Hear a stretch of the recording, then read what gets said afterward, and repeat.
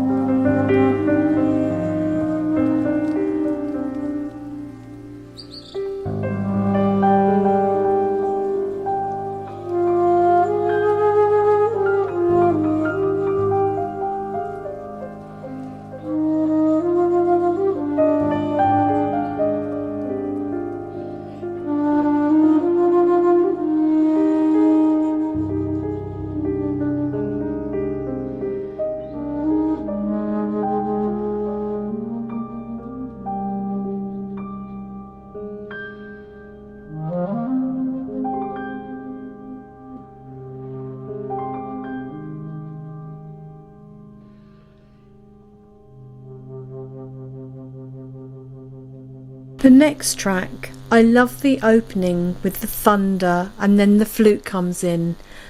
Pasico. Would you like to tell me something more about that one?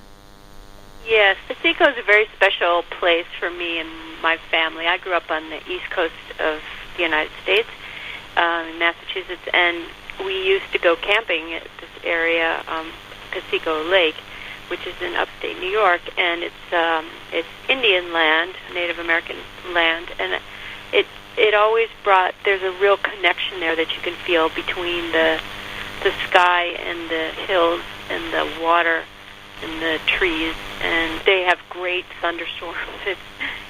California, I live in California now, we have very weak, there's just not thunderstorms, so the thunder became really essential to that.